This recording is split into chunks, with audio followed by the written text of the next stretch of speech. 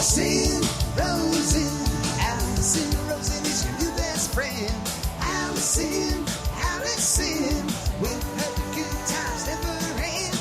Alison Rosen, doing the wavy pencil dance again. Alison Rosen, Alison's your new best friend.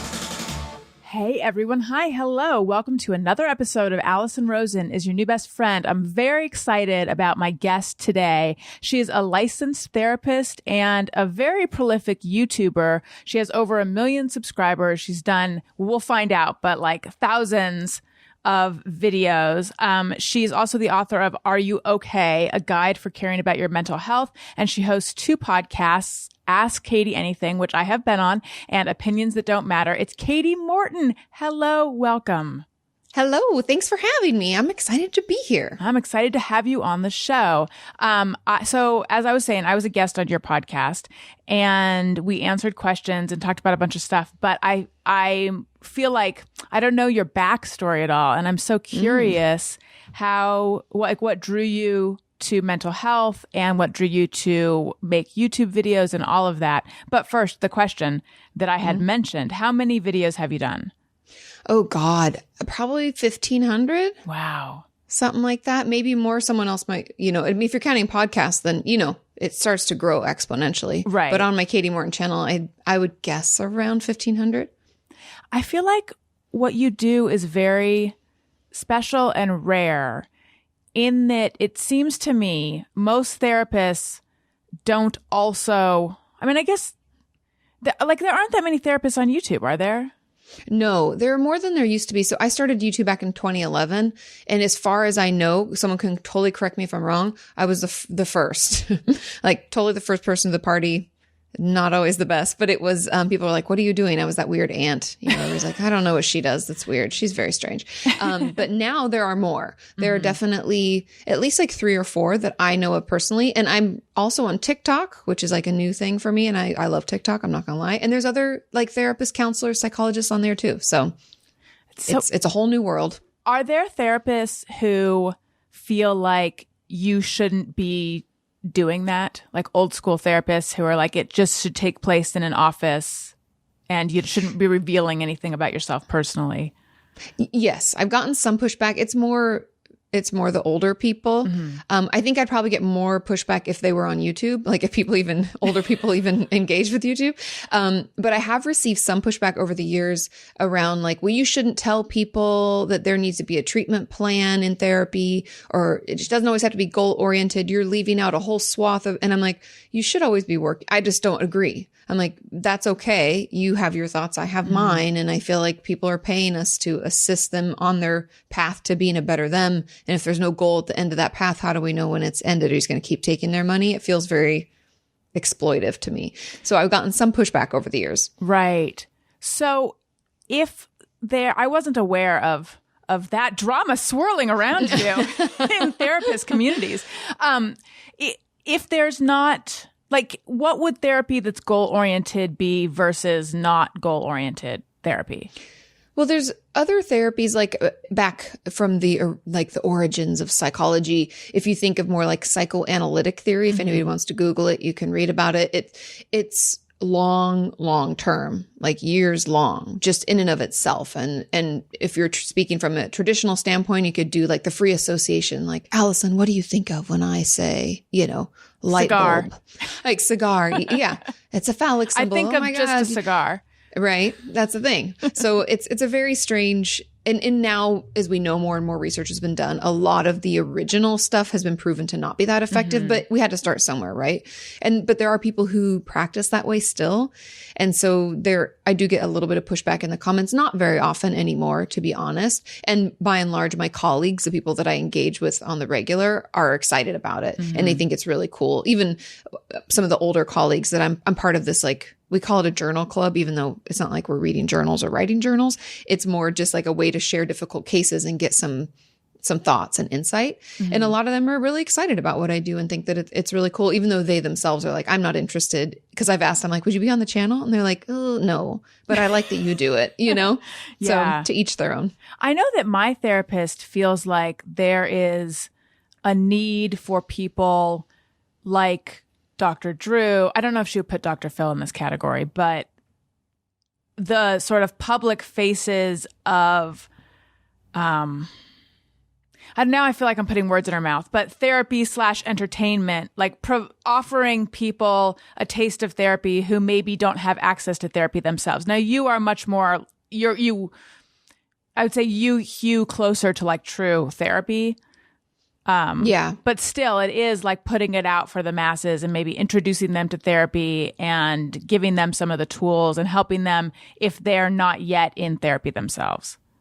Yeah. I mean, I think there's definitely a place and a necessity for that because people are kind of nervous. Like therapy can be really scary if you don't come from a very like therapy forward family or society or city or anything like that. If you kind of are the old, like stuff it down, forget about it kind of person, then therapy can seem really overwhelming. So I do think that there is an importance, even though I'm not always a huge fan of the people that are put in, in the spotlight because they have their own opinions and it can differ from mine.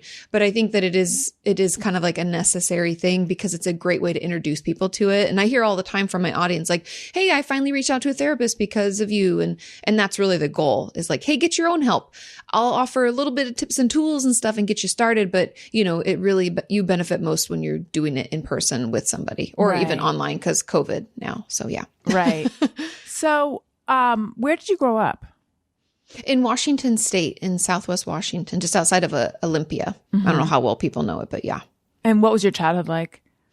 I grew up in the country. Like, I mean, I think we had like 30,000 people in the city when I was growing up, or town. I don't know if you'd call it a city. And I grew up on a Christmas tree farm. So my grandpa, we lived. So my grandma and grandpa on my dad's side had, I want to say it's like 32 acres or something like that. And they gave my parents, when they got married, 1 acre to live on the corner of their property.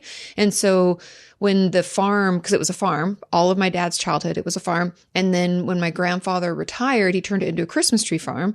And so I grew up in that kind of area. And, we didn't have cable television. My mom was like, get outside, like run around, do things like that.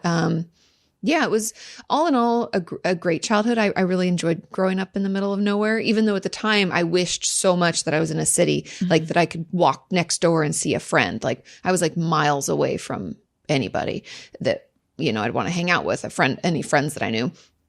I have a brother. He's like almost 4 years older than me, and we couldn't be more different. He's super shy, was really into like magic cards and reading as a kid. And I was definitely more of like, I play all the sports. And, I don't know. I was also always just trying to get out of that small town. So like a lot of my like teen years was just, I have to get the best grades and do the best so that I can like somehow launch successfully. So that's kind of, I guess, where I came from. And it's just me, my brother, and my mom and dad. And my dad passed away when I was in graduate school. He had a heart attack and died. He'd had some health complications and everything. So it was kind of to be expected, but it was still a shock. And that's really it. What did you first want to be? A lawyer. Oh, really? And I forgot about this completely. But I kept diaries throughout like all of my childhood because my great grandma at the time did it. And she was like, it's really cool to look back and, you would want to start it, Katie, you should do it. And so I used to keep silly diaries like, dear diary, today we went to grandma's house and she made pie and it was delicious. Like there's nothing going on in my life. I ran around for 3 hours until I was tired. So I was reading those diaries because my mom had moved. This is years ago. My mom had moved and I was looking into them and I wanted to be a lawyer. I wanted to have a briefcase. This is like child thought. I wanted to wear a suit and have a briefcase and work in a big city like New York. So your fascination with big cities, which I relate to, by the way, what was your exposure? Like what made you realize there's life outside of the Christmas tree farm? I mean, we would go to Seattle. Seattle is like an hour and a half away from us. And so we would go into the city kind of. Country people understand when you're like, you go to town, like when you go into your town and then you go to the city when you're going like to the big city. And I guess that would be my first exposure to cities, but I've also maybe just television, I guess. And I've always just enjoyed bustling energy of people and having more things to do than like one or two things, and having restaurants that are open later than like 9 p.m. Growing up in a small town, like it's very limiting. And so I've always just wanted to know more. And then as I got older, went to school and learned there was more, you wanted even more, you know? So you wanted to be a lawyer. And then what came after that? I want to say, I think a therapist or something. It was pretty early on.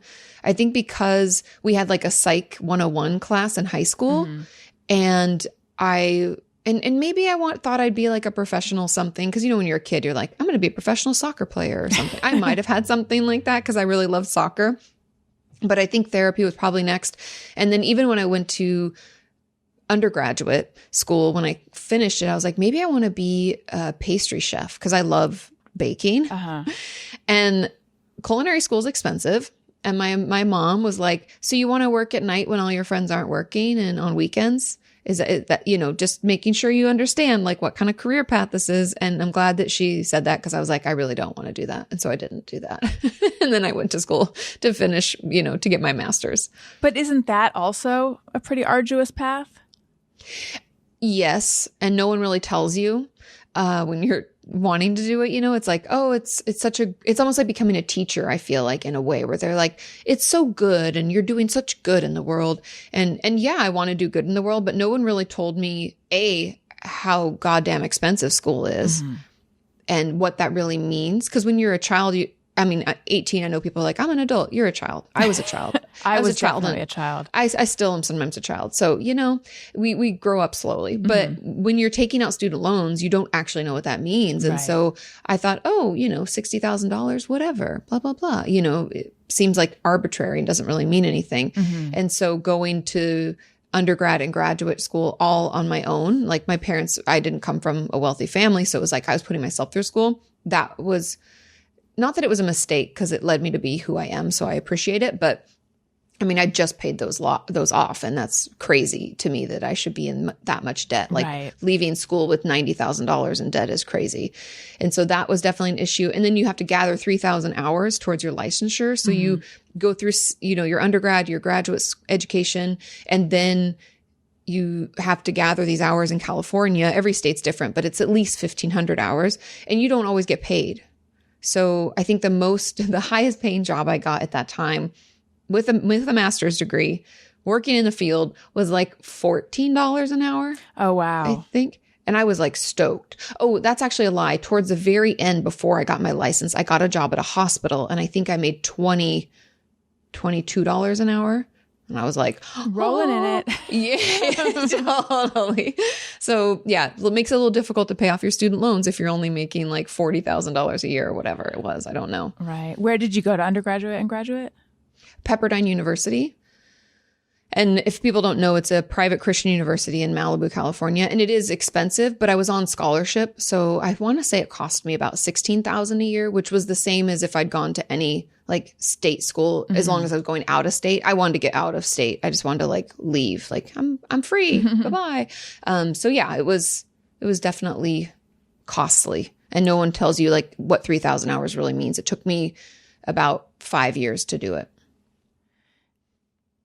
And those 3,000 hours are they typically in a certain kind of role? There's certain, I don't even know, like minimums of hours. So you have to have 3,000, but some of those are like paperwork hours, because you need to learn how to file insurance paperwork and how to do notes and all of that. And I want to say maybe, let's say 500 hours can be that, or I think it's 250. Like if you're working in the field, but you're collecting your hours, what are you called until you get the hours? What's your title? You're an intern. Oh. So it'd be like right now I'm an LMFT. So I'm a licensed marriage and family therapist. And back then, and they might have changed it around. Someone had told me they changed it since I've graduated, but it was an MFTI. So a marriage and family therapist intern. Yeah. And so, yeah, so you gather those hours, and you have to do the thing that everybody has a tough time. If anybody else out there is a mental health professional, you have to gather 500 hours of child therapy time, which is really tricky to get for some people. I was fortunate enough to work with a lot of children at the early part of my hours. So I wasn't at a lot of people already have gathered all the hours they need except for those child hours. Right. and it's a little bit trickier. Right. Because it's hard to find kids who need therapy or to get yourself in front of them. To get yourself in front of them. A lot of parents don't want their children to see interns, and I understand that. Yeah. I happened to luck out. I mean, it sounds bad to even say luck out because I worked with the court system at the very beginning. So it was a lot of children that were unfortunately, foster care, or parents are in divorce or something, and they would come to see me. Was that tough? Yes and no. I initially thought I wanted to work with kids. So I really wanted to be like a developmental psychologist. When I was like going through school, I was like, that's what I want to be. I love the way the brain develops. It's super interesting. The way kids are wonderful. This is so cool.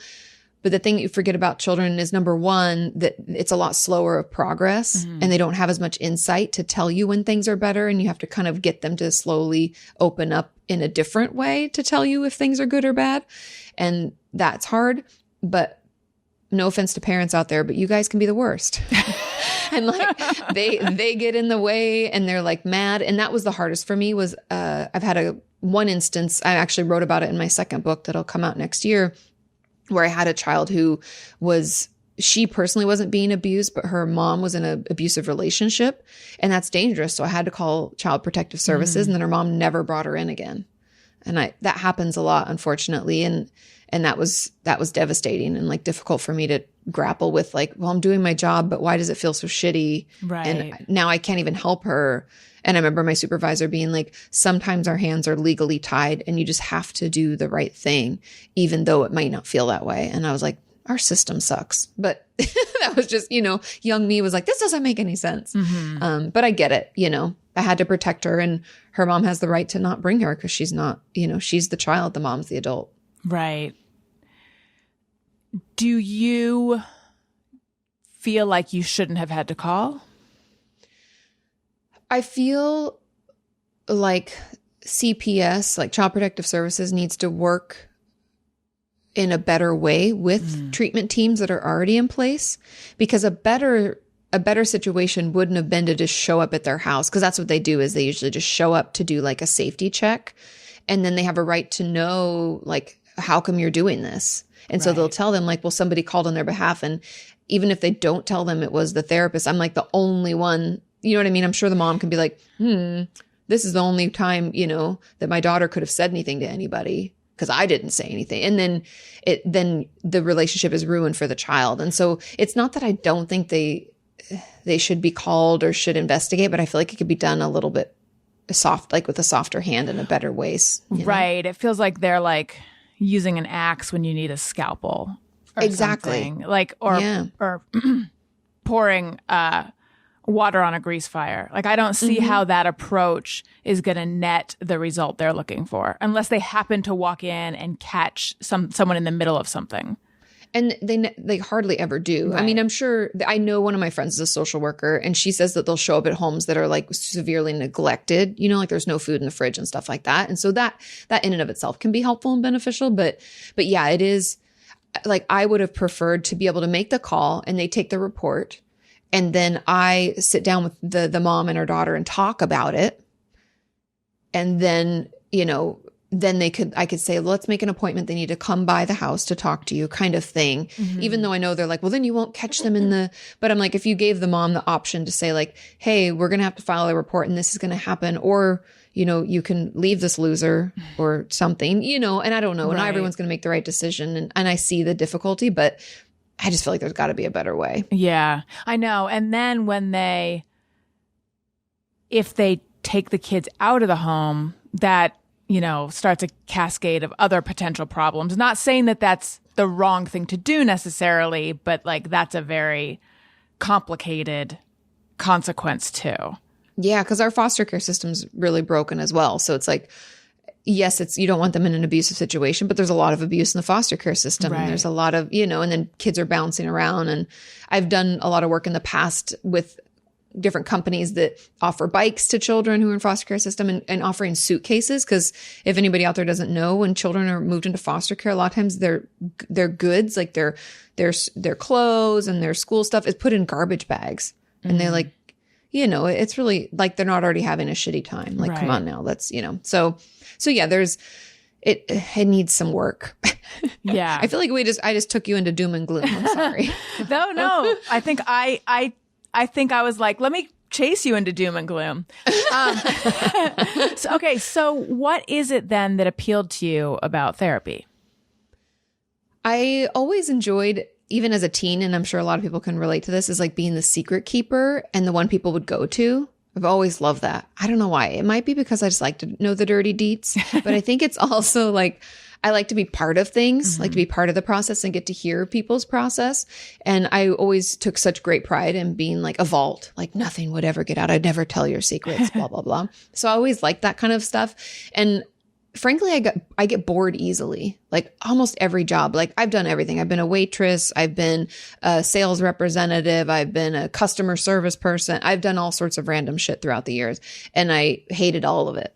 And the only job I never got bored of was being a therapist, because people are always different. The issues are different, and we're always dealing with something new every week. And it's like a challenge. And I think I kind of enjoy that challenge. Like I talk a lot on my channel about being a detective, like, because I love detective stuff too. But it's like, you can't just break in the front door with someone. Usually you have to find like a little window that's got a little wiggle room, and you can get in that way to like get them to share more, So it's like, I don't know. It's very interesting and something that's always kept my attention. How much, now this is a person who goes to therapy kind of question. How much do you think about your clients when they're not in front of you? Depends on what's going on. I think it's always in the back of my mind, because honestly, I'll be on Amazon, like looking for a book or a different resource for a video I'm making. I'm like, oh, I should also pick this up because so-and-so, we think it might be ADHD. And I don't know enough about that. So I should read up, so they're always kind of in your mind enough. Because I'm doing always like ancillary research for them, like trying to figure out like, hey, we tried that one tool that one of my colleagues said would work and it didn't work. So, and so I think it's more of that. I do, however, if a patient's in crisis, they're on my mind like a lot more frequently, but boundaries are really important in therapy. And it's important for me and the health of myself, as well as the health of like the therapeutic relationship, for it to be, at the office. Do you know Emily Gordon? She's Kumail Nanjiani's wife. Did you see The Big Sick? No. Okay. Oh, it's a very good movie. Okay. So do you know who Kumail Nanjiani is? He's a comedian. No. Off the top of my head, I should, because he was just in like a big Marvel movie. But anyway, she is now a screenwriter, but she was a practicing therapist. And I have had her on my show a couple times, and she's also an author, and she's great. But anyway, she was saying, I think she worked now. I might not have this exactly correct, but I think she worked in a boys' home, or worked with troubled youth, or worked with teens with schizophrenia, or something like very intense. And she would have this very lengthy, specific hand washing routine when she got home, which like helped her put the day, in a box. But I remember at the time thinking like, that must have just been murder on your hands. Sort of like the hand washing that we have in COVID now. Yeah. I mean, there are like rituals that we would have to like wash off our day. That's a very like, I don't know. It's so representative, right? Because it is the washing. Right. But I think in a lot of ways, even now with COVID, I feel like a lot of people feel the need for the routine of like unwinding from work and then coming home. And we have this mix, like I'm in my apartment all the time now, which never was the case. And we don't have that drive home to like unwind. Right. Like I remember I used to have this really long commute when I worked at the hospitals, because it kind of depended on where I was at, because I was just kind of floating around between 3 different hospitals that they had.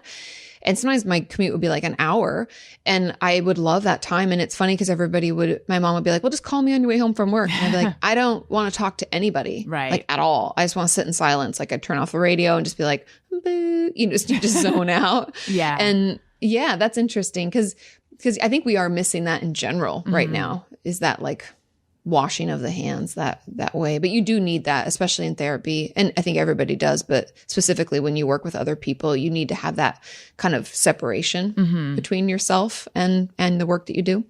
Are there specific rituals, I mean, aside from the drive home, that you would do, or that you've seen other therapists do? I mean, a lot of my therapist friends I write notes. I handwrite my notes still. I know that's very archaic for a lot of people, but I find a computer to be very dehumanizing. Like, I don't want to be talking to a patient and be like, yes. And then I'm like, like that just feels icky to me. But me jotting a little note and talking, it feels a little bit better. So some of my friends I know do, like, they'll recite their notes while they drive home into like an audio thing that puts it into computer, their computerized setup for their notes. But most of my friends, it's just like you leave all of your stuff at work. We never legally, you don't take paperwork home because it has to be locked up. And, and so I think there's something to that. But for me, it was really just like, I do all of the work in my office before I leave, like whether I need to fax something, email something, send a super bill, call somebody, I do it all there. And then I make my way home, and I turn off my work phone's on silent then always, I didn't know that the notes have to be locked up. Yeah. For privacy, confidentiality. You would hate for someone to get a hold of like all your therapy notes. Right.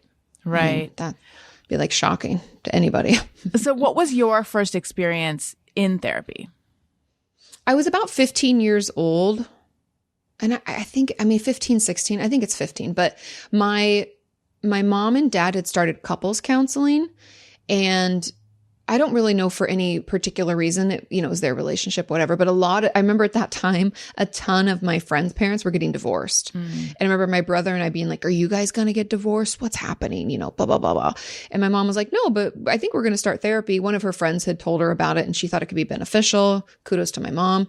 And then my dad did not like it, by the way, because he's like, I don't want to cry in front of strangers or tell them my secrets, but my mom and I both loved it. And so we did some family therapy for a short period. And then I wanted to continue and she continued. We both continued on our own separately. And that was probably my first foray into therapy. And I feel like the woman's name was Susan, if I remember correctly. Anyway, I saw her for about a year. And then I stopped. And then when my dad started getting sick, I got back into therapy, and it was in undergrad. I went for maybe like 6 or 8 sessions. And then I went a lot. Like, as my dad got sicker, I went throughout all of graduate school. And that's the cool thing about school, is it was free. Yes. And so, man, I love that. And I went and I went therapy all the way through graduate school. And then on my own now, I kind of go off and on. I went a lot leading up to my wedding because that was super stressful and I was working 2 jobs and doing all that. And so I went then too. And yeah, so now I'm 37, so it's been going on for a little while.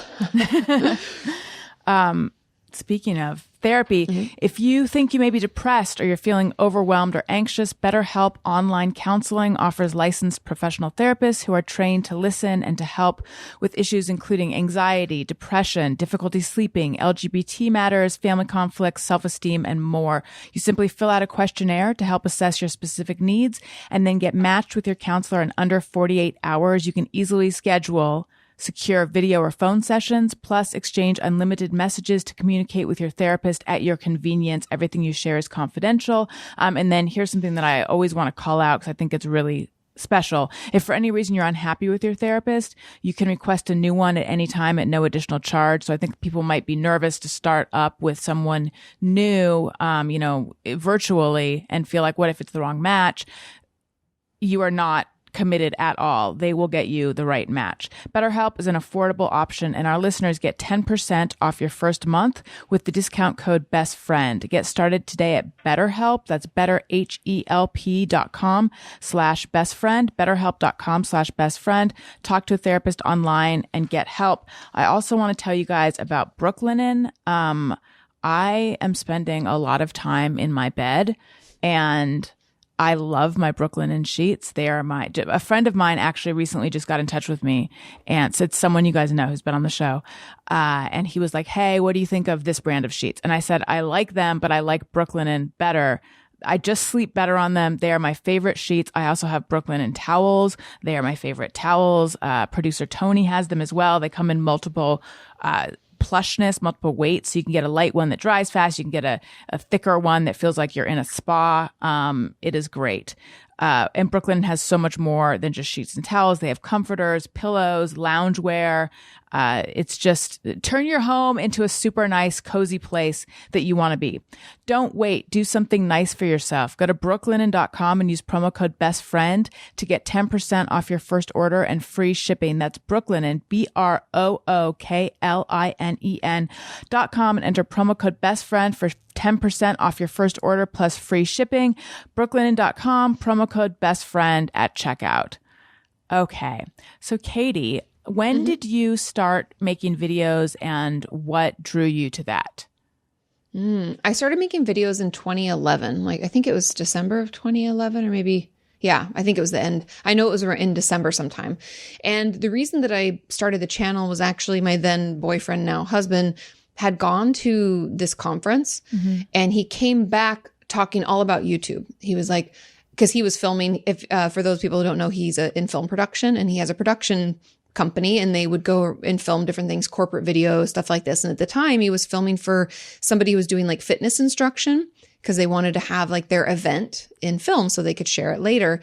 And the person on the stage that was talking at the end of the first night was like, this is so amazing. I get to reach you directly through YouTube. It's such a cool platform, and went on and on about it. And so he came home and he was like, you know, you're talking all the time about how people don't understand eating disorders. Cause I worked at an eating disorder treatment center, and that is still to this day is my specialty in my private practice. And so I, was telling him like, when we're trying to refer people out, or when I'm at this treatment center, like people are stepping down, we have no one to refer to. There's only 3 people and they're full, and blah, blah, blah. And I was just complaining, as one does. And he was like, you should put this on YouTube. Like, why don't you just educate people? Cause then other people can learn about it. Other clinicians can learn about it. And it's like problem solved kind of. And this was probably a year before I went on to YouTube, because I was like, I don't want to do that. It's weird. And like, I'm a therapist. Like, I'm not supposed to put myself out there. I don't want to be on camera. Like, and then he started sending me like videos of people like Jenna Marbles, Anna Akana. There were a ton of like the OG creators. And he was like, no, people do this. Like they're doing this. Like, look at this. And so it took me a little while, and I was like, okay, I'll do a few videos. You have to do all the work and the editing. I'll just create the content. We'll just try it out. And that's how it came to be. And it was just a really cool, it's funny thinking back to like how it first started, because you get like 11 views and you're like, oh, who's watching? Meanwhile, it's like me refreshing the page to see how many people watch, But yeah, you have like your first few. Every like time I go back, there's one more. Right? Somebody somewhere. Kati, it's you. Yeah. It's like my mom maybe is the only other person.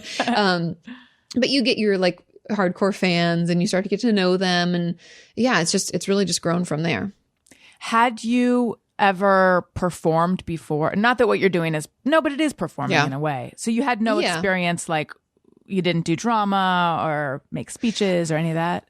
I mean, I did do like school stuff. Like I was a theater kid. I always enjoyed that kind of stuff. And I had speech classes and things like that, but I was never a shy kid. I'll put that out there. Like I never really cared what people thought about me, and I'm still kind of that way. Definitely, as my dad used to say, spunky and feisty. And that's just kind of my personality, I guess, but never perform, not really. Like I was never the lead in anything. I sang in choir for many years too. So I did that, but I wasn't a huge like soloist, Right. So I could perform, but it's never really been like my thing. So it sounds like what you're saying is you never had stage fright. You were always comfortable in that role, but it was never anything that you had ambitions in? Yeah, not at all. Like I never wanted to act or do anything like that. I just always liked being part of something. So I was like, I remember my high school was doing Pinocchio, and I was like, ooh, what kind of roles, and I got to play like one of the dolls. I had like 3 lines or something that was perfect. I was like, I get to be part of it, but I don't have to do a lot. Like this is easy and perfect. So yeah, I enjoyed it, but never aspired to be anything more than that. When you say you want to be part of something, does that extend to like wanting to be invited to stuff even if you don't want to go? Because I have 100%. Okay. Yes. Nobody likes to be left out. No. That's interesting. Do you think that's a universal, when you say nobody wants to be left out, like that makes so much sense. But I always figured like I had it even more somehow, since I'm like kind of introverted, or I can be introverted by nature, and yet I always do want the invite. Like, is that a universal thing? to want to be included? I think so. I think some people would argue and be like, no, I never wanted to be, but you wanted to know that they wanted you there. Right. Even if you're like, they already know I'm saying no. Like one of my close friends, he never likes to leave his house, period. And he is totally introverted. And the only way we get to really hang out is if I go over there, right? Or he'll come over here, but that's like it. No big parties, no events, no nothing. And I remember it was like a year ago, almost exactly, because it was a Halloween party. And he was like, I think we got together for Thanksgiving, and he was like, I saw you went to such and such, I even forget who it was, Halloween party. How was it? And I was like, oh, it was really fun. You know, it was a good group of people. And he's like, they didn't invite me. And he was all upset. And his boyfriend was like, you wouldn't have gone. You already told me you knew it was happening. And if they were to invite you, you're going to say no. And he's like, but I just wanted them to invite me, you know? Yeah. And so I think it's like, I think we all really do, if we're being honest with ourselves, we need to be part of something, and we like to be included and thought of. I think it's more about the thought of. You want to know what they think of you. And Right. You're important. Yeah. So you started making video. What did you think before you were on YouTube? What did you think of YouTube? Or if I honestly didn't know what it was. I mean, if you think back, when did it start? Like 2007, 2008? I don't even know. So it was like, I thought it was cat videos. You remember that cat in the blue shirt that's like, bum, bum, bum, bum, bum? Yeah. I thought that's what YouTube was. And so I really didn't have any idea or any preconceived notions. No one was really making money that I knew of. It was not a business move. It was more of a like, hey, this is a cool kind of side thing I can do, you know? And so I guess I just really didn't know. I had no idea it'd become what it is. Just FYI. Like back then, if people don't recognize what YouTube was, we couldn't make thumbnails, which are the pretty things that you see that make you click on a video. We couldn't, I don't even know if tags were even a thing. And you couldn't monetize because Right. I think they'd only opened up the partner program to like 10 creators like that year. So it wasn't even really a thing. Yeah. So I don't think I even thought of it or knew what to expect. Does Shawn still do all your editing? Yes, he does. Oh, that is such a good system you've worked out. I don't know how. Yeah. I honestly, whenever I meet creators who are like, oh, I did it on my own for like 6 years or something, I'm like, how? Oh my God. Like, cause I remember when I did my first few collaborations with other creators, they'd be like, okay, do you want to bring your own camera and set it up? And I was like, oh, no. I don't even know how that works. And they were like shocked that I didn't know how to do anything like that. That was his zone. This is my zone. I don't know. I have no idea. So how collaborative is it once you film it? Or do you just give it to him, he does it, and then it's done? Or does he show you as he's going? It's shifted over the years, and it kind of depends on the video and the content. So in a regular, like just me to camera video, which is a majority of them where they're just educational and to the point. Right now we have like Google Docs where I give him my points so he knows he can reference, and it's easy peasy and I don't have to be part of the editing. Back in the day when I never made any notes and I would just roll from my brain, we would run into problems where he would leave something and I'd be like, oh, that's not right. Like, and he'd be like, why didn't you tell me? You know, it was this kind of frustration. That's why we have the system we have now. And then for a while before we got into the system, I would edit for content first. And that just got to be too cumbersome for me to do that. But now then there's also bigger, like when we do series or just bigger videos, like let's say we were collaborating on something, I would want to be part of the editing. We totally should. And I would want to see it so I could like put it together in the way that I'm envisioning and we could have like a creative conversation about it. But by and large, he does like 99% of that. And I don't do it. I have more questions about that, which I'll come back to. But so how did you start growing your channel? Because I mean, you have over 1 million subscribers now. Like that's amazing.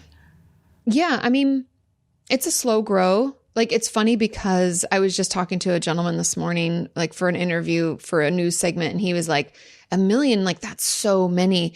And I'm so jaded by being on social media for so long. I'm like, my friends have like 30 million. Like, you know what I mean? It feels so insignificant. Back when I started, 1 million, it was like bonkers. Like that would be crazy, you know? And so it definitely, has been a slow grow, because if you think about it, I've been on YouTube for 9 years. But the thing that grows channels the best is obviously consistency of creation. That's always, I've never, like, I always have an upload go out at least each week. And I meet my deadlines. I think part of it is the therapist in me that's like, consistency is important for people. They need to know that they can rely on it. And hopefully people felt like they can rely on me for 9 years. And so that's part of it. And then collaborations always help, just like podcasts, right? Like as you collaborate with other people, then other audiences learn about you and get to hear about you and decide through a long form conversation if they would like to hear more from you. And so collaborations over the years have been really instrumental in the growth. Now I'm asking questions as someone who has a YouTube channel, youtube.com/Alison Rosen. Go there to watch this conversation and to watch the tiny tuft of hair I have in the front that refuses to go along with the rest of the hairs. It likes to stand on its own. It's a free thinker. That's right. When you say consistency is important, and I know from podcasting, like I never miss episodes. I always, it's a consistent release schedule for my podcasting. But why is it important for YouTube? Is that like an algorithm thing, or is that the user's feeling about you thing? It's a little bit of both. And I think things have shifted over time. So I'll talk about a few things here. So first of all, I think for my audience in particular, consistency is really key because of kind of what I talked about. Like, I think being able to rely on someone and know you have something. Some people wait for people to upload. Like, I know the video is coming today and they get excited about it. And I like to, never leave them hanging. So there's that. And then the algorithm back in the day, it doesn't do this anymore, but it used to reward more frequent uploads. So that's when daily vlogging became a big thing. That's when I was doing 5 videos a week, was when it was rewarding that kind of behavior, which is really obviously overwhelming and ridiculous and only leads to burnout. So we stopped. Ta-da. Right. But now I think it's a little bit more, educational content, I think does need to be a little bit more consistent just because of the type that it is. But a lot of my friends and technically, I guess, colleagues on YouTube just upload when they want, when the creative juices strike, or they'll work on big projects and release. Like my friend Shane released one series over a year. Like it took him a whole year. He put it together. Yeah. And he released, I forget how many videos it even was, but you worked on this project for a long time, right? And so there can be these labors of love. Elle Mills is another friend of mine who used to feel the need to create every week, but her videos are like these amazing creative process. It can take like tons of people and things, and it's like a big production. And so she was burnt out, and now she just releases when the mood strikes, and it might be every month, every couple weeks. You just don't know. And so I think in some ways you can get away with that. But I do know, just for people out there who are like, I'm starting and it's not working, I do know that you want people to click through to watch when it goes live, because that tells the algorithm that it's important that people like you and they want to watch it right away. And that means it's going to be served up again and again. And so that is important. And I know that if I release on a day when people aren't expecting it, it's not click through as much because they're not like prepared. Right. That makes sense. But yeah, so I've just always done Mondays from the beginning. Mondays are my release date. And then my podcast is Thursdays, because I used to do 2 videos a week, and Thursday was that other day. So I'm like, they're already kind of primed for that day. Yeah. You said that eating disorders are your specialty. Did you ever battle an eating disorder? No, but I had a few good friends, one in particular that was very close to me growing up that did. And for that reason, I actually didn't think I could work in that field. I remember when I was first in grad, so you start practicing, not really practicing, but you start getting a job in the field in an intern type position when you're still in grad school, and it's called your practicum. So it's part of like your process and stuff, and you learn. So you have like things to work on, right? Like, oh, I tried this and it didn't work. What do I do? And so you're learning along. And one of the jobs that opened up was at an eating disorder treatment center. And at that time I was like, I don't think so. Like I was too close to my friend. I feel like I'm too close to this. I never understood what was going on with her. I didn't know how to help her. And so I was like, I just don't think I can be distant enough from this. And so I took a different position. And then about a year later, when I was almost graduating from graduate school, another job came open at that eating disorder treatment center. And my job was ending because it was just like this, portion of time. And it was the only job that I could find that paid anything. And my friend was like, just give it a try. You never know, and one of my teachers was like, sometimes you'd be surprised the things that are kind of closer to us, we can be better at, And so there was a lot of discussion. I was like, I'll at least do the interview. And so then I got the job and I started it, and I just fell in love with the work. It's super rewarding for anybody out there who doesn't understand. It's like you find people, I assume like addiction specialists feel this way too. You find people when you're working in a treatment center is like at their worst, and then you get to see them flourish. Like you get to see it get better. And obviously not every case is like this beautiful flower reveal, but you still get to be part of that amazing process. And there's nothing more rewarding. And so that from there on out, I was like, this is fascinating from an intellectual level, like understanding each person's process and why. And it's also extremely rewarding, and you get to see people change for the better and make the most out of their life. And that's awesome. Mm.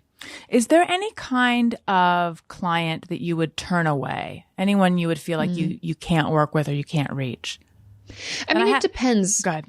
No, I was just like, it kind of depends on their issues, because if they're coming to me, let's say they do have ADHD and they're needing like specific tools and techniques for it, and I've tried the things that I know, then I might refer them out to a specialist. So there's always a level of like, we have, it's like, I forget, like, jack of all trades, master of none kind of thing. So I have like my specialties, but then the rest of the things, I'm just kind of like that jack of all trades. Like I kind of know enough to assist, but if someone needs more specialized care, then I will refer them out. So when it comes to addiction, I can definitely help people within a certain, set of parameters. But then if I feel like they need more specialized care, I'll refer them out. Like I don't do EMDR therapy, which is like trauma-based therapy. I'm not trained in it, and I don't do it. So if someone is wanting that kind of care, I refer them out. And there's not really anybody that I wouldn't see right now, because I'm only in my office like 2 half days. If someone needs more care, like more serious care, unfortunately at this point I can't. So that would be someone that I wouldn't even take on as a patient to even see if it could work. I would just refer them out. What do you think of EMDR? And I ask because I did it. I had a therapist who, it was like very early on in it though. It was, God, like 20 years ago or so. I had watched in college, my friend, we went to get gas and he was pumping gas, and this guy like all of a sudden I just heard this bang, and it was my friend being thrown up against the car, and there was this guy with a meat cleaver, and he's like, give me your wallet. God. And then, he ended up being okay. I was convinced the guy was going to come into the car and like kill us. But he didn't. He just shuffled off. But like I had made eye contact with, I can still remember his like very crazy red eye. I assume he was on drugs. Yeah, I'd assume so too. I was just so fearful after that. I was already traumatized. Traumatized. I mean, I remember being back in the dorm afterwards and needing to go to the bathroom and like opening up the door and like looking both ways and then kind of running to the bathroom. And I was hyper vigilant. Yeah. I mean, and anytime I went to a gas station, I would like almost shake. Like I was just convinced that I remember I was at a show watching my friend's band play at this bar in this very safe area. And I saw this guy there who kind of looked like the guy who had held my friend up. And I was like, what if it's him? What if he recognizes me?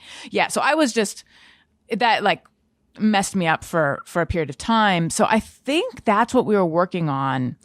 And we did EMDR, and I didn't feel like it helped me. And I don't know though if it's because I felt like this is corny. I don't know if I believe in it. What or are like we doing? woo-woo. Yeah. Yes, that's how it struck me. Like I believed a lot in talk therapy. And then when I was in New York, I had a therapist who like was always like, if I wanted to bring my anger out by like yelling at a pillow and hitting it with a tennis racket or like that kind of stuff. And I never wanted to. I was never comfortable with that, even though I'm sure like that says something about me that I wasn't into that. But like, I'm always like, I always like the like, that's just like what strikes me as like quote unquote normal therapy, like the woo-woo-y stuff kind of I'm not as comfortable with, although I probably would be more comfortable now. Anyway, all of that is me saying my own experience with EMDR was that it wasn't that effective, but I've heard like amazing things about it. I don't know if it's come a long way. It definitely has come a long way. Again, I'm not a specialist, but one of my close friends, Dr. Alexa Altman, is.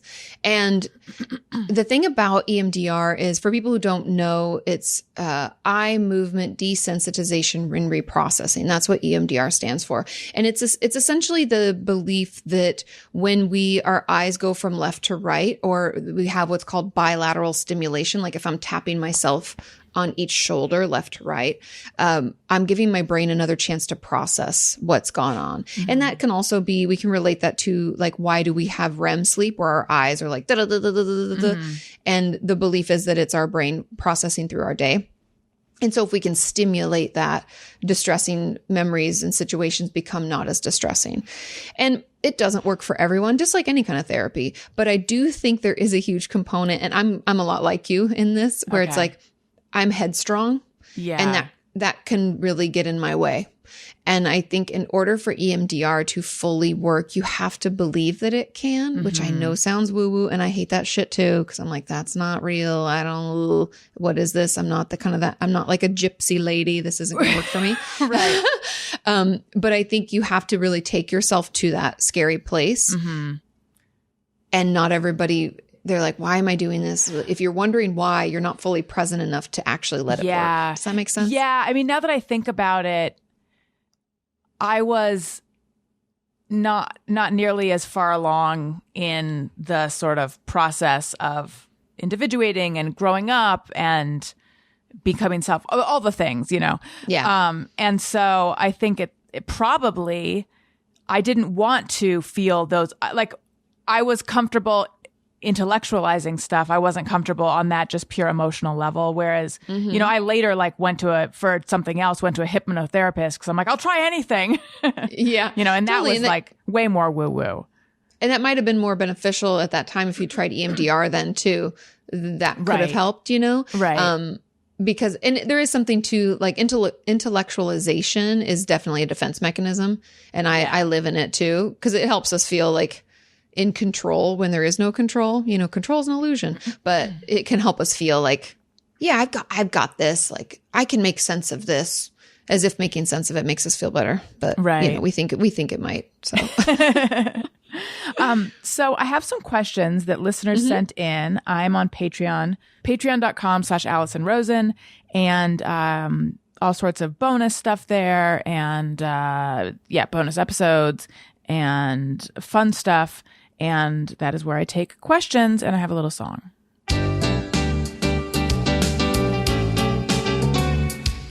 When we ask, they send them in. They're wondering how you have been. So thanks so much for answering these questions from our fans. Okay. That's a cute ditty. Thank you. All right. Garrett E. Simmons says, mm-hmm. I first discovered her when watching the Shane Dawson YouTube series about Jake Paul and really enjoyed her perspective on things, but I did notice some amount of negative attention toward her for her part in the video series. Does she have any regrets about anything in that situation? By the way, I really liked her video from a couple months ago about toxic positivity. Yeah. I mean, I definitely did get some heat from that, and I wasn't prepared. It's kind of funny looking back. Shane and I have talked about it over the years. I mean, I guess it's been like 2 years now. I don't even know. But I'd known Shane for a while, and I'd been on his podcast previous to that like series. And when he reached out about it, I was like, well, I don't specialize in sociopaths or those with antisocial personality disorder. And he was like, no, I just want you to you tell me what it's like and like what it means. And I was like, well, okay, I'll just read from the DSM and tell you like some of the criteria, and I'll read a couple books and stuff. So that's really what I did. And the funny thing, I have no regrets about it. I definitely should have realized how dramatized it would be knowing Shane, but it didn't even occur to me. You know what I mean? Like that's kind of me just being like, I don't know if it's rose-colored glasses or just completely naive, but there was definitely some of that where I was like, oh, it's educational. And like, I'll just do my thing and that's it. Mm-hmm. And and people don't realize like that behind the scenes, like Jake already knew I was going to be part of this, and it's not as secretive as people thought, which whatever. But so I guess there's a couple of things. Like you can never please everyone. And if people want to be mad, they'll be mad. And the irony of it was that those who are true. So people are like, how dare you say that sociopaths are creepy or icky or terrible people? That's so unprofessional of you. And I was like, sure. Okay. Have you ever met a sociopath? Do you know what that is? Do you know what it means for someone to not have empathy? And that's the ironic thing is people have a tough time recognizing what that type of characteristic is and what it means in life. And if they've ever encountered someone like that, trust me when I tell you, you will feel it. It feels weird. It's different. It is a little creepy because they don't relate to you and I in the way that we're used to being related to, where they're like, oh, I'm sorry. Like, were you doing, did you need this? Any of those niceties or recognizing that someone else might feel a certain way, that's impossible for them and very difficult. And that doesn't mean that they're all dangerous or anything, but it's emotionally bizarre. Right. And so yeah, it was an interesting thing. We were definitely shocked about the backlash in general. Like there's a video that Shane and I shot after that series that will never see the light of day. And it's us being like, well, that was interesting and fun. And we got to learn about something. And it's so funny because I remember when we started getting the backlash, he's like, that video can't go out. And I was like, I know people will think we're total assholes, but really we thought we did like a good thing. And it's just interesting. Also, there's so much stuff that didn't go into the series because, Jake didn't want it there. And so we can't tell the full story. I'm not aware of this. What was the backlash? So the backlash was that I said that sociopaths are icky or creepy. People thought that was just so disrespectful and rude of me. To sociopaths? Who aren't going to give a fuck? Yeah, exactly. No, that was exactly my response. So I just never even engage. I mean, I don't reply to trolls anyways or haters in general. So I'm just like, fuck right off. Go somewhere else. I don't care. This is free content. You don't like it? Click on something else. So yeah, that was really what the backlash was, at least from my understanding. That was Was it just backlash to what you had said, or was there backlash to like the video in general or aspects of the video in general? I think people were upset about it being dramatized, but that would be more on Shane's part. Like, and I didn't see all of his comments, but that was the backlash I received was the, like, you shouldn't talk about mentally ill people like that. Did it have a negative effect in any, like, did you suffer in any way from that backlash? Not really. I mean, other than like just dealing with a mass amount of trolls all of a sudden when my channel wasn't, my channel was large enough and I was used to the occasional troll, but this like wave of it was overwhelming for a couple of weeks. And then it went away like everything else in life. But it was more beneficial than anything else. I mean, a lot of people, like, he found me because of that. And I think a lot of people did. And that was really Shane's goal, is he's like, more people need to know that your channel exists and hopefully use it as a helpful resource. So we were, needless to say, very shocked and like, we felt very stupid about it. Like, I didn't think this would be a bad thing. We didn't see any reason for people to give any backlash. Right. Sorry, who did you say found you because of that? The person that asked the question. That's what I was just saying. Yes. Like, he said that, and yeah. Right. Question about sociopaths. So yes. So I know that, like, if you encounter one, you do feel a chill, kind of. But also, are they usually charming? Like, I'm having trouble squaring those two things. They can be. It depends on how you encounter them. And again, I read a couple of books. It's like The Sociopath Next Door. And then there's another one. The Psychopath Test? Yeah. And no, I don't know if it's Psychopath Test. I'd have to like look it up because I have to pull it from my bookcase, which is over there. But anyways, so they're charming when they need something from you.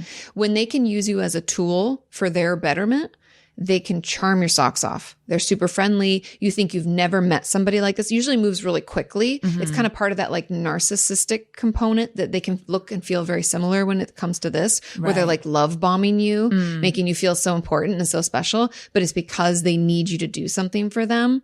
And a lot of times they'll start by asking you like, something really big, right? They'll ask like, would you help me steal a car? I'm just making this up. This is not.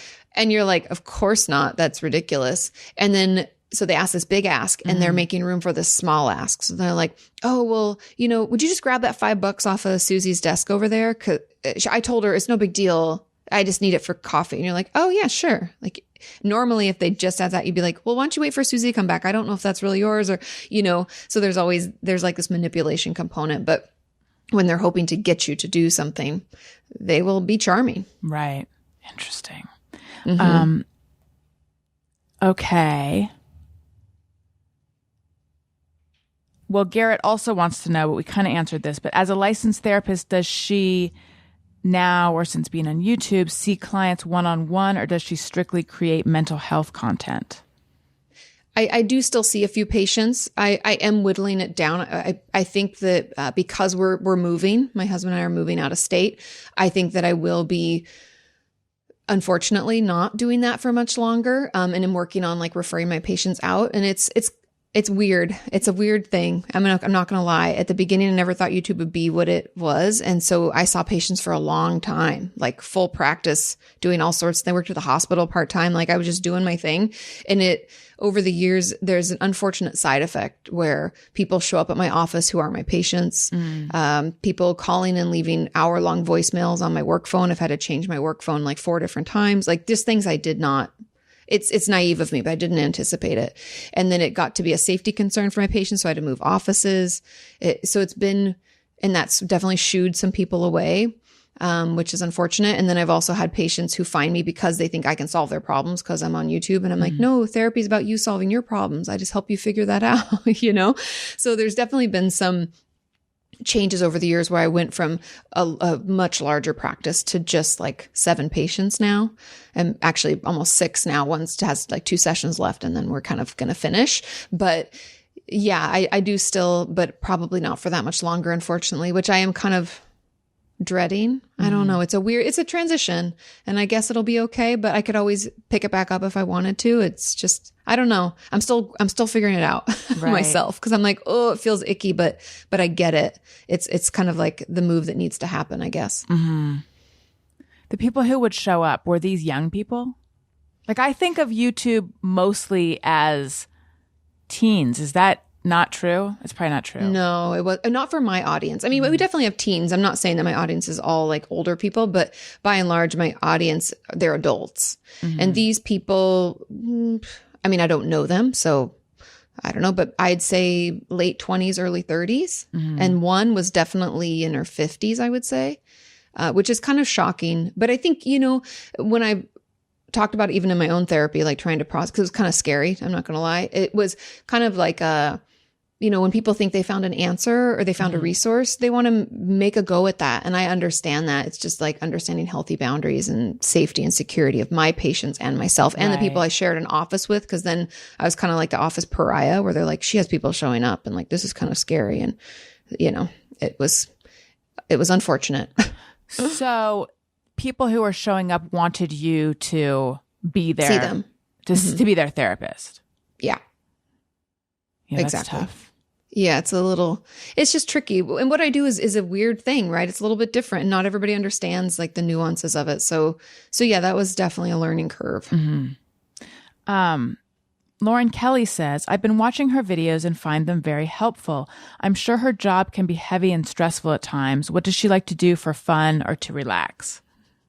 Yeah, it can be stressful. I feel like I'm in a lot of ways like built for it, where I have very rigid boundaries around it. Like with quarantine, it's been a little trickier because you're working from home, which makes it kind of complicated. But yeah, it's easy for me to kind of turn off therapist Kati. Don't think that I'm like psychoanalyzing everybody in my life because that's exhausting.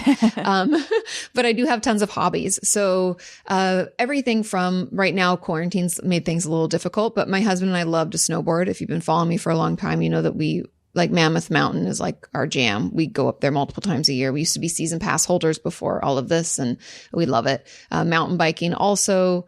I make appointments. It sounds silly to call it that, but when you're older and your friends have kids and you have jobs, you have appointments with your friends, like you set up dates. And so I make time for my girlfriends a lot. Like before COVID, it was probably like 2 or 3 date nights. Like I'd go out to dinner or grab a drink with some of them.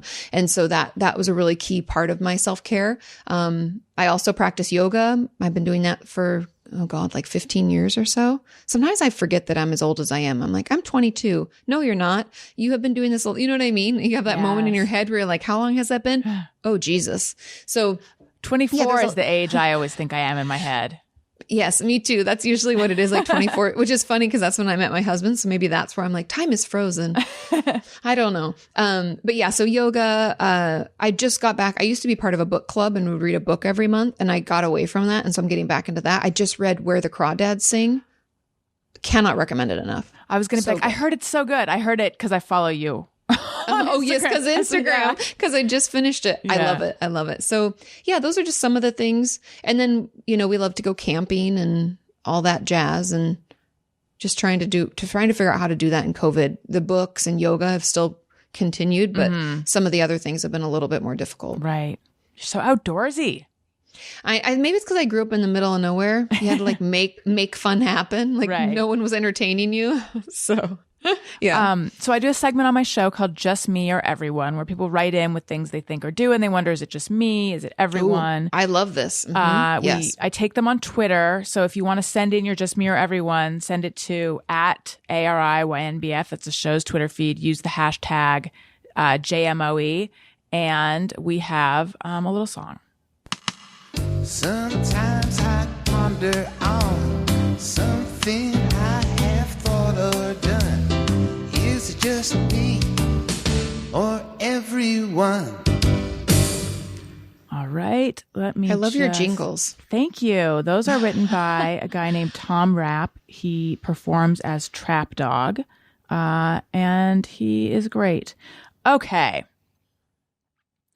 Demian Cordova says, I often ask Alexa what the weather is like, but often don't pay attention to the answer and have to ask again.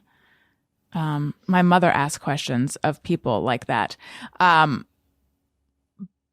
I don't have Alexa, so I don't do that. But I do feel like I used to be really good at names, remember people's names. And oftentimes now I'll realize like I just asked the person's name, or they just introduced themselves to me, and like it didn't even go in.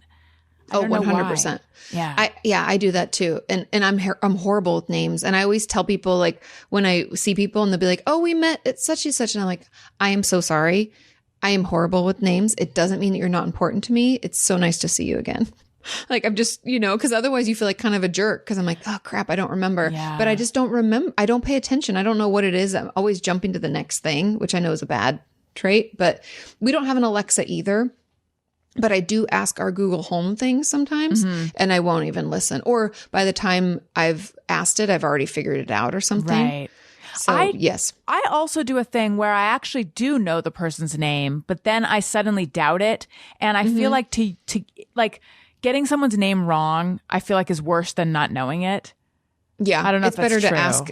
I don't know if it's true either, but I would feel bad too if their name is like Jeremy and you're like, hey, Jim. Yes. And they're like, no. And you're like, shit, I was so close, but so far. It's funny you said that your mom does that, where she'll ask questions but not really care for the answer. That was like, you were quick on that one. I know, I feel bad, but she does. She knows she does this because she is always being like, I'm sorry, I know I asked you, but blah, blah, blah, blah, blah. And it's like, why do you care? I mean, there's certain questions where she cares. But sorry, what did you say?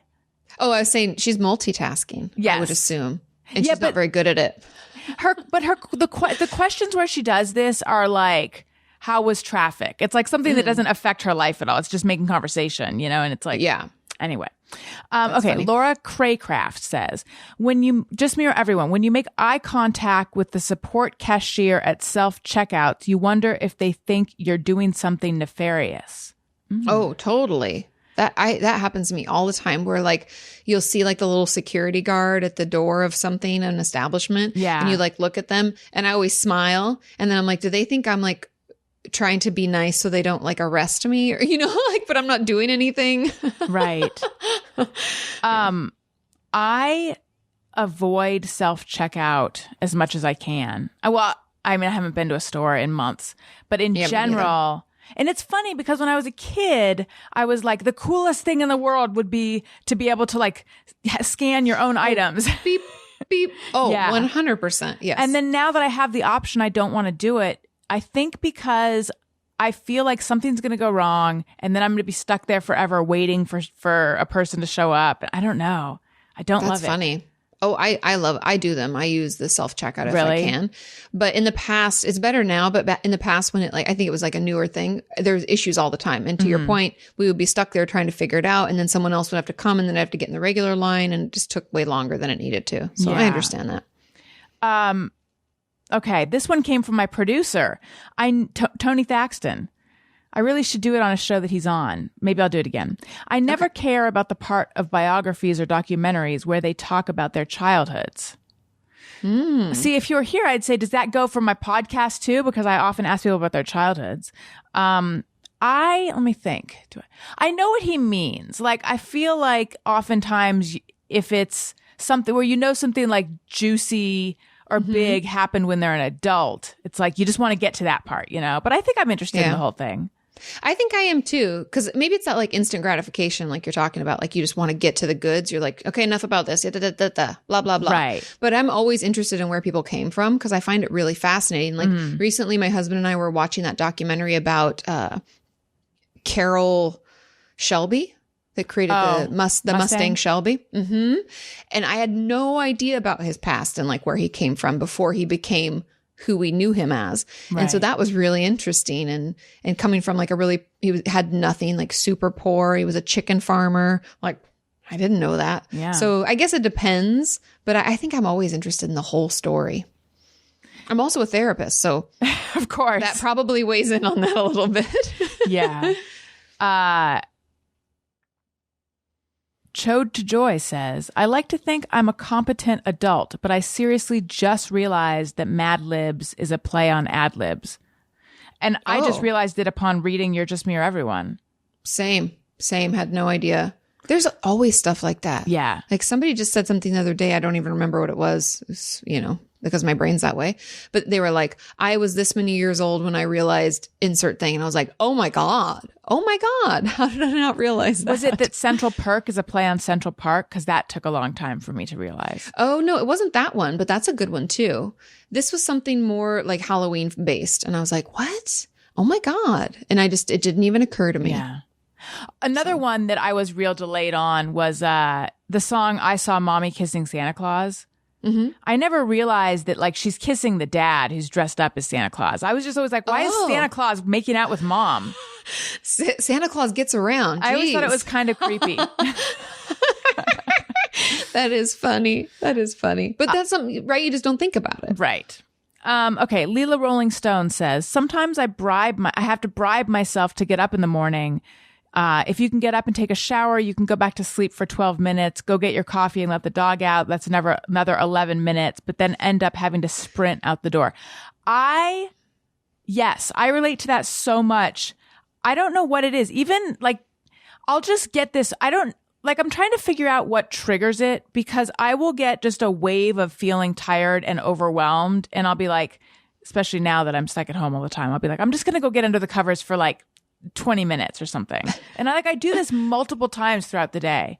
But I think this is a little bit different than what she said. I think for me, there must be, I don't know if it's like when I have to make a decision or I don't know what it is, but something just like, I'm like a fainting goat. I'm like, I gotta go. I gotta be flat. I'm going down. Yeah. I feel it. That's funny. I am not a morning person. The funny thing is I remember, I think it was my mom, might have been my husband, was like, but you're not a night owl either. Like, I don't like to stay up till like 3 a.m. I'm a sleep person and I there's no shame in it. I just need a lot of sleep. I need like 9 hours, which I know people are like, oh, but hey, no, that that's sounds just me. Great to me.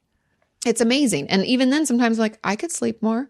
So, that's just, so in the morning, I definitely bargain, but I bargain for more sleepy time. So I've gotten to the point where I know that I don't like to wake up multiple times because then I just feel more tired and I still don't, it's like not helping me.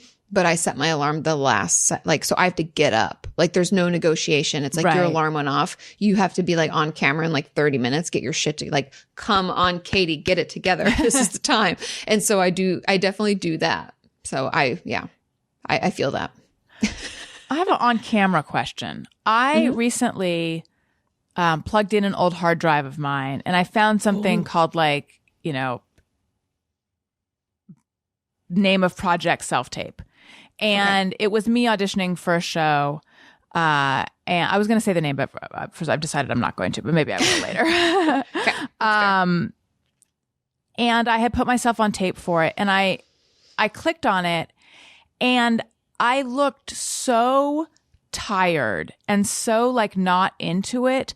And I mean, I watched it and I was like, no wonder I didn't get the gig. Like I looked like, and I could sort of remember, I think my attitude was like, I just have to turn something in. Not like there was no joy. There was no sparkle, no anything. And I've just been thinking about that lately, about how I need to always make sure that I like turn it on if I'm going to be on camera. And for something like the podcast, that's different because, again, youtube.com/Alison Rosen. See whether I turned it on. I feel like that's different because it's, you know, it's the video of an audio show that also is a, you know, sparkling video. But I don't know. I was just shocked. I was shocked to see that because I don't think of myself that way on camera. I think of myself as good on camera. Do you? Honestly, usually I do. So I was surprised to see that I could be that like dead. Do you, if you have to be on camera, but you're not feeling like doing it right then, how do you handle that? It's self-talk, I guess. I mean, back in the day, it depends on also if things are due, right? Like if a video needs to be filmed because we have to put it out, then there's no bargaining. But back in the day, if I was like not feeling it, I would be like, I don't want to. And Shawn would be like, okay, we'll do it tomorrow. And then we do it tomorrow, you know? But I found that by doing that, I was like almost training my brain to be like, filming's bad. You don't like it. You know? And so I'd always want to put it off like all the time. And so finally one day I was like, I'm just going to do it. I have to just buck up. This is what you signed up to do. So fucking do it. Like stop complaining. And it's gotten better. But I do find that I'm not as good in the morning. So I usually don't film or do much like early on in the day. I'm like a noon and later kind of person. I mean, 11 a.m. is fine, I'll be honest. But like, you know, I try to just do things later on because I catch my stride around like 1 to 3, 4 p.m., you know, like that's when I'm like, I'm jiving and it's fine. But I mean, I try not to do things when I don't feel like it. Right. But it's hard. I mean, also I used to do videos back when I was doing 5 a week. Like if I came back from yoga and like had showered, I wouldn't put makeup on, just be like, hey guys, blah, blah, blah. Like that's a big mistake. What were you doing? But YouTube's a little bit more forgiving, right? It's kind of like, you're just with me all day and blah, blah, blah. It feels very intimate and in my space. So I don't know. But yeah, I mean, I don't like to watch myself after the fact either. So the fact that you even clicked on that and watched it, I don't like to, even a video that went up like last week, I'd be like, no, it just feels weird. It was from so long ago that I didn't mind because I was just curious about it. It was just a shock though, because I think I had it in my head that like anytime I'm on camera, it's probably good. I mean, it sounds like I have like a huge ego and I don't. No, but I know what you mean. You know what I mean? I didn't realize that like I could do a whole thing and it could just be so like it really, I'm just like, did I even watch it before I turned it in? It was so bad. It was so bad. You just blocked it from your memory. I guess. I really wish, I hope my agent didn't turn it in. I think she did though. Anyway. It happens. Yeah. I think I just had an attitude of like, okay, I got to get it in by this time. And I forgot to like talk myself into like, and this is something that you want and this is fun. Yeah. And it's also tricky to be on and perfect all the time in general. Like I've definitely done some interviews on live news where it is like not my best, or like I'll be like, oh, like I'll say something out of order where they're like, what are the stages of, I don't even know, stages of grief or something.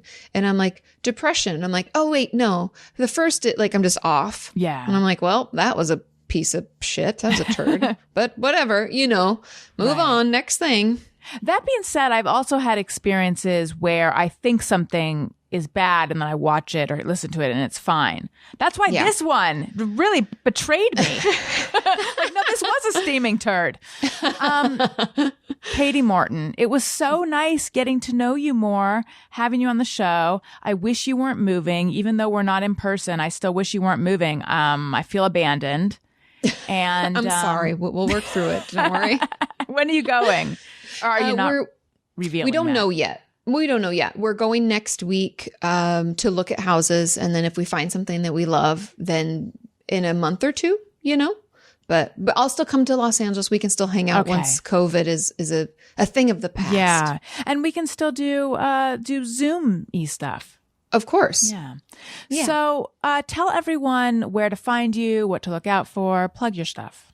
Yeah, all of my socials are all Kati Morton, KATIMORTON. My YouTube channel is the same name. If you're looking for my podcasts, they're Ask Kati Anything and Opinions That Don't Matter.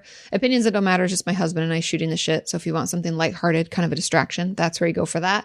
And yeah, come hang out, join the community. We're very friendly, very nice, and we have a no tolerance policy for trolls. So don't worry. We'll keep you safe. And if you like what you're hearing, make sure you're subscribed, youtube.com/Alison Rosen, and also subscribe to my podcast and make sure that you, I was going to say make sure you're subscribed, but I already started to say that. See, my brain is like somewhere else. Download, tell your friends, click 5 stars, leave a nice comment. That helps out the show so much. You can get it anywhere that you listen to podcasts. Also listen to my Parenting-ish podcast that I do with Greg Fitzsimmons. That one's called Childish. Follow me on social media at Alison Rosen on Twitter and Instagram. And again, I'm on Patreon, patreon.com/Alison Rosen. Special promo right now where you can do an annual membership and you get 2 months free. I'm also on Cameo, cameo.com/Alison Rosen. Thank you guys so much for listening. Kati, thank you again. Listeners, I love you. Goodbye. Hey, do you know about the Alison Rosen Show?